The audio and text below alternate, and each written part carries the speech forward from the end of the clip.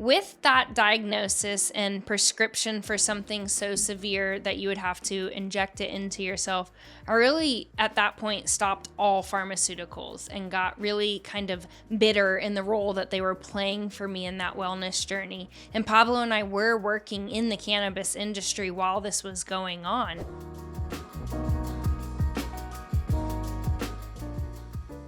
All right, on today's episode, we're going to talk about being your own health advocate.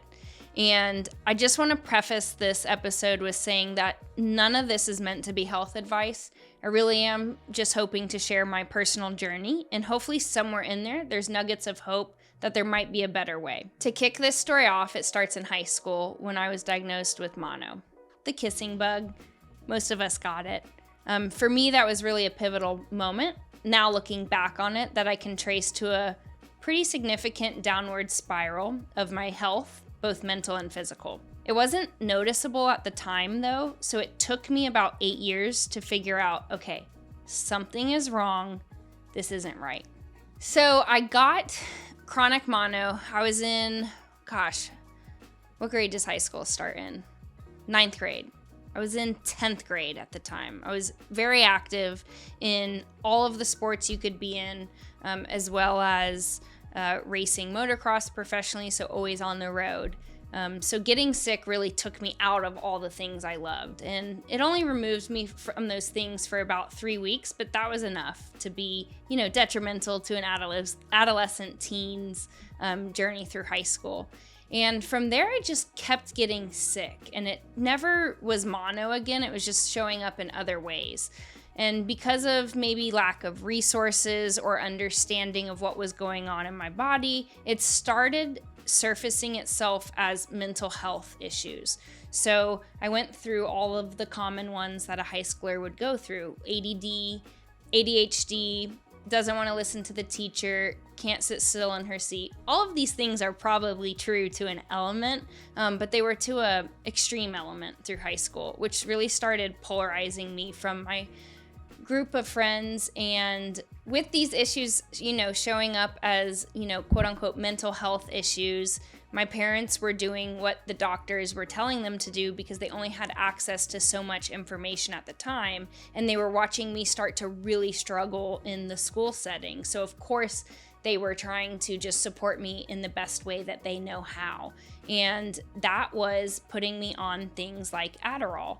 And Adderall helped for a short amount of time, but then as I was on Adderall, other things started layering in. Oh, now she's depressed. We need to put her on mood stabilizers. Okay, so now I'm on Adderall. Now we're gonna layer on mood stabilizers. Again, I'm an adolescent teen. My hormones are all over the place. It's just really, this is what's happening. Now we're on mood stabilizers and Adderall, and the depression is still there. So we're gonna add on Xanax. And now I'm on all 3 of these pills, just trying to survive at this point, not knowing what's going on. All the meanwhile, I still physically don't feel right.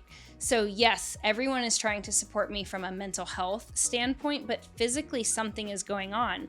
But I am trusting my parents and my healthcare providers that they're helping me. And I'm not really yet tuned into my body yet. That comes later. As I'm in college and self-prescribing myself to a concoction of, partying and tailgating, trying psychedelics recreationally, mood stabilizers, Adderall, and Xanax, as you can imagine, at some point this all boils up and comes to a brim.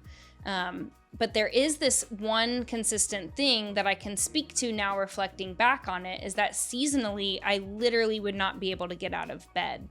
Now looking back on it, we know what was happening, but at the time, it was starting to set a trend that the healthcare providers that I was working with started to think that it was what we call bipolar disorder. Now, maybe I do have bipolar disorder to some degree. Maybe everyone does on some spectrum. But at the time, since I was using all of these pharmaceuticals and in college having a good time, they decided bipolar disorder is what it was. I didn't really pay too much attention to it.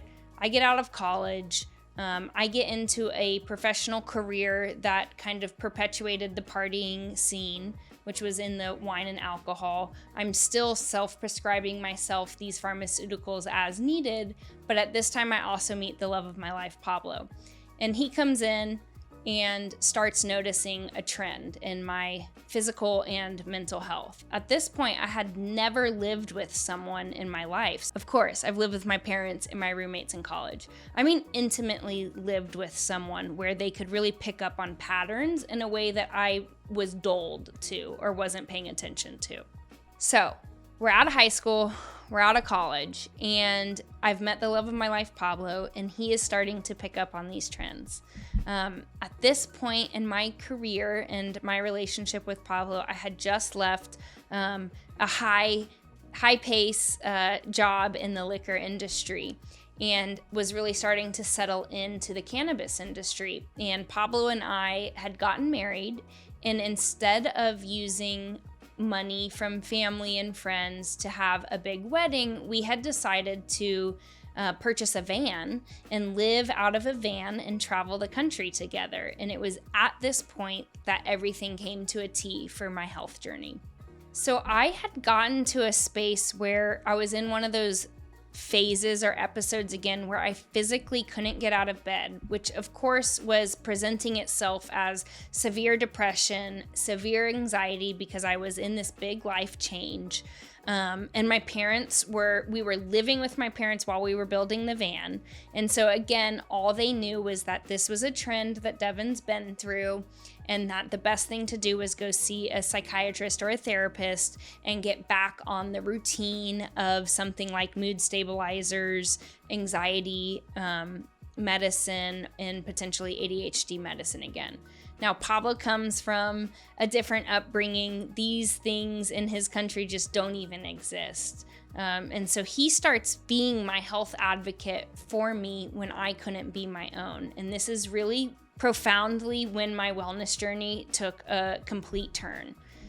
Because I had someone that was not only my ally, and this doesn't mean that my parents weren't my ally, they just didn't know, they didn't have access to other information at the time. And so Pablo starts, taking me to these psychiatry appointments or therapist appointments, and I would go in and he would wait in the car because of where we were living. It was just always a long commute to something. So he would wait in the car. I would go in, I would come out, and I'd come to the car bawling my eyes out, and he'd be like, "What happened?" And I'm like, "They think I'm like all the way on the spectrum of bipolar, and they want me to start injecting myself with lithium because they think that that's the problem." So I think I just want to take a moment and reflect that this is really just my story, and that I know there's lots of people that might truly be struggling with bipolar disorder. And I think I do have bipolar disorder too. And so I come to the car, I tell Pablo, here's this piece of paper. They've prescribed me to injectable lithium. For anyone that's never been diagnosed with something like this, there's something called like diagnosis paralysis.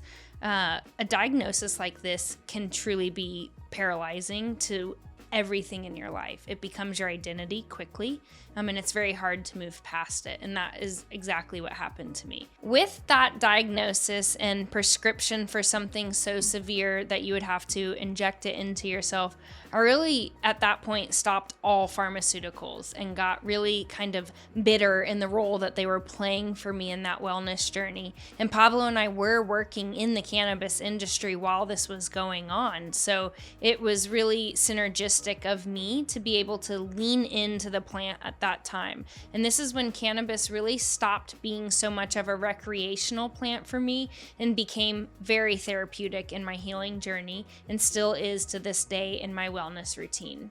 Now, if it weren't for Pablo, I would have stayed down this journey of thinking this guy, most likely the same age that I was walking into the office, not that there's anything wrong with that, talked to me for 45 minutes and determined in those 45 minutes, with absolutely no context to my health journey up until that point of walking into his office, just telling him the symptoms of what I was going through, said, boom, this is what you got.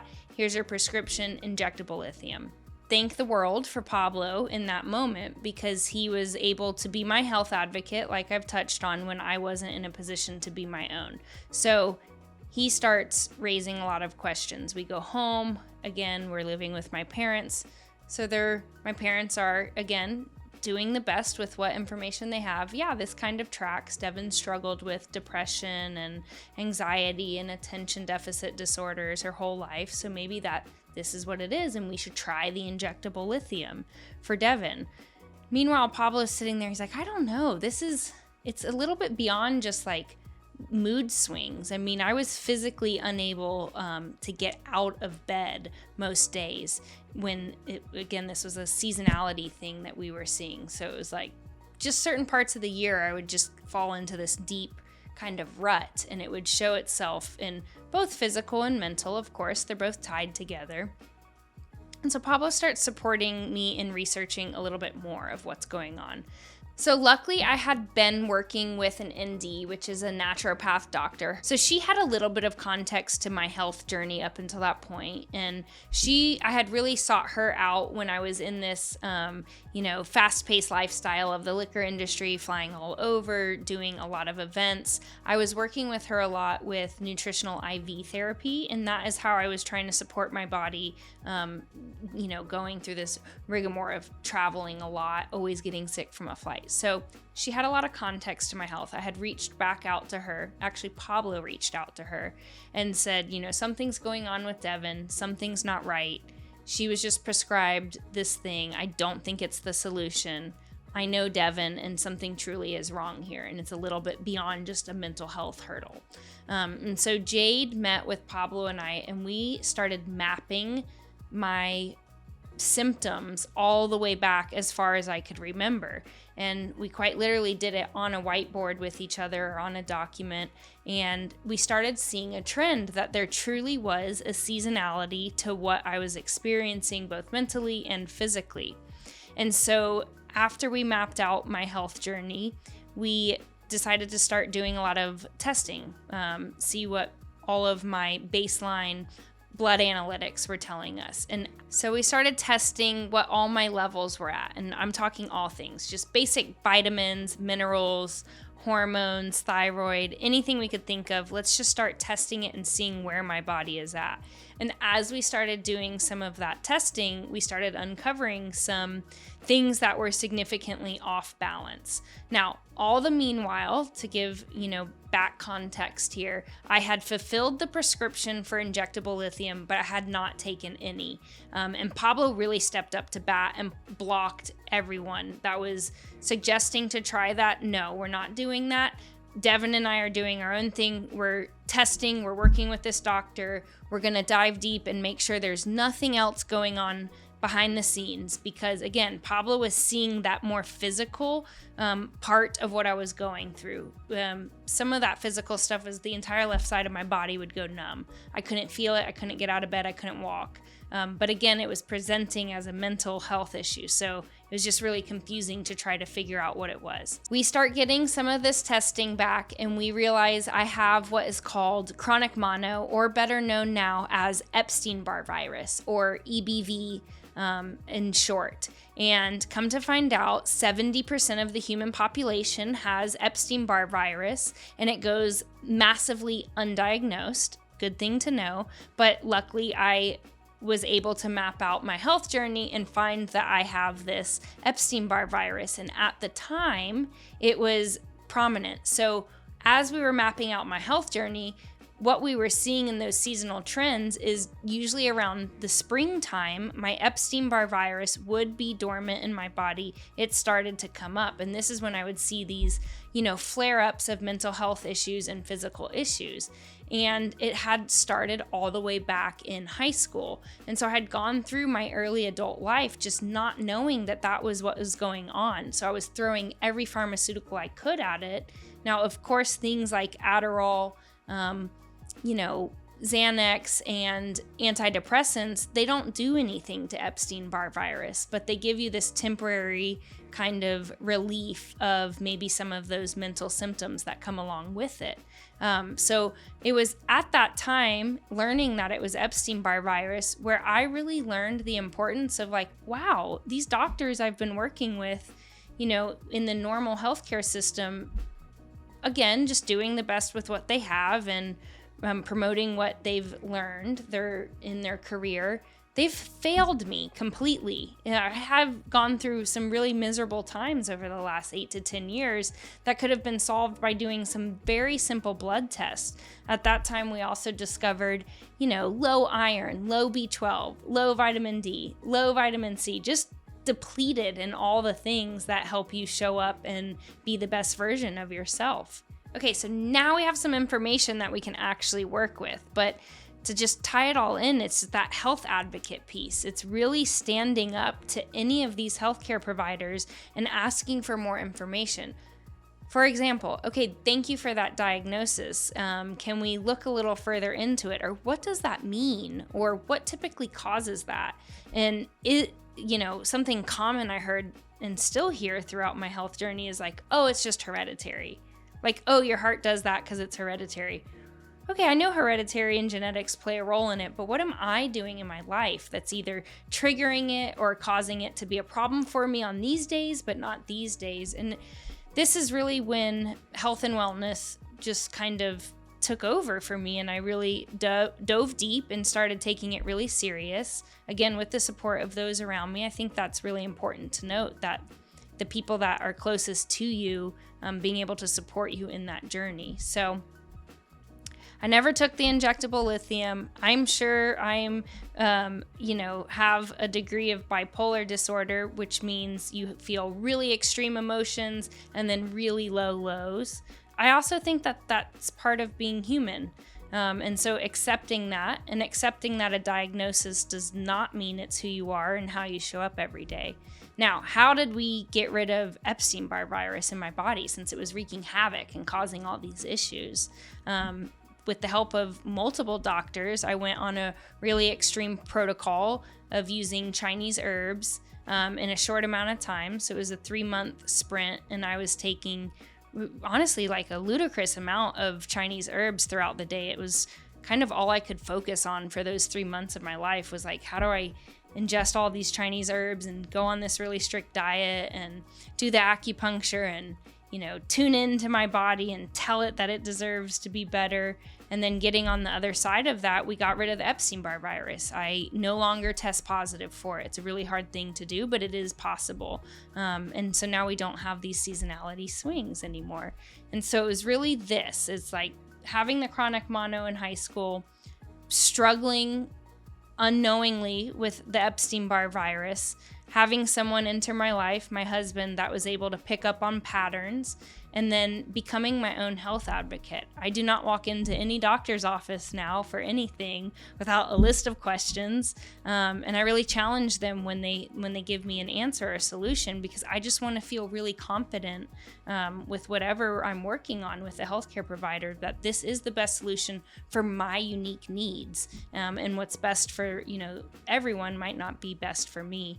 And the biggest component in that I could stress to anyone is testing to see where you're at and not just taking someone's word for it. So that's my journey, and it involves a lot of mental health and a lot of wellness that I am happy to get vulnerable with, in hopes that someone could learn that there might be a better way, and it's okay for you to ask questions and challenge it. Like, want more for yourself, and you have to show up for yourself. These doctors are not there for you. They're just there to provide a service. It really is up to you to take it by the reins and say, no, I want to be healthy. I want this, and I'm going to figure it out on my own, and I'll pull people in to support me as needed.